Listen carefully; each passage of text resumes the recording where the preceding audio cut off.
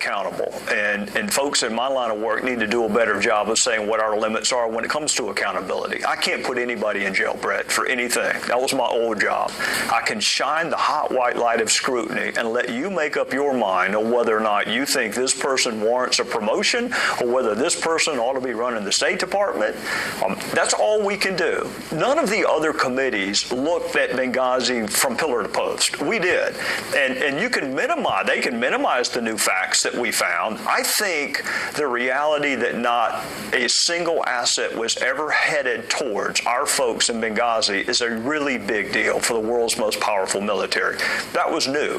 The fact that Gaddafi loyalists rescued us and not the Libyans that were supposed to rescue us, that's a really big deal. I also think the heroism and the ingenuity of the folks in Tripoli contrasted, Brett, remember this Civets, this 7:30 p.m. White House meeting. Nobody knew about that until we investigated Benghazi.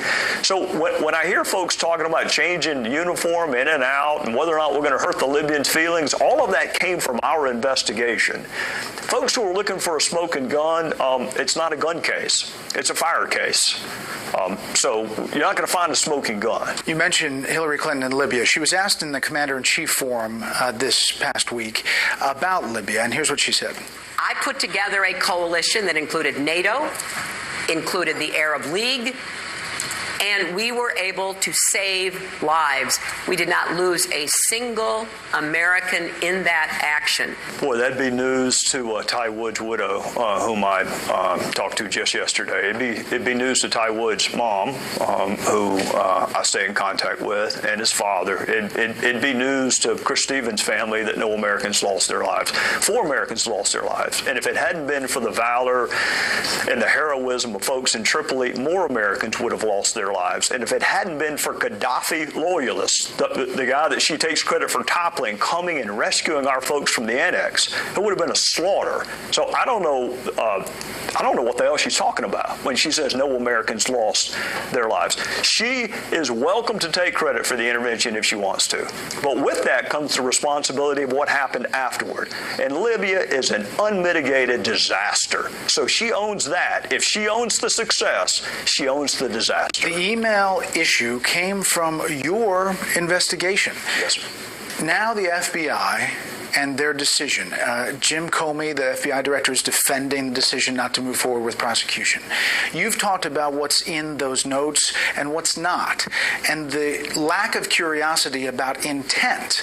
Now we know that 2 BlackBerries were destroyed, 11 others missing, couldn't find the laptop, and there are real questions. Your thoughts on where this goes? Well, Brett, it's really hard to prove intent. In this particular statute, you don't have to. You have to prove gross negligence, but of course, you know, Director Comey said he read into that an intent element. Okay, that's fine. Never do defendants say, on this date, I'm going to commit this offense. Just want to warn everybody.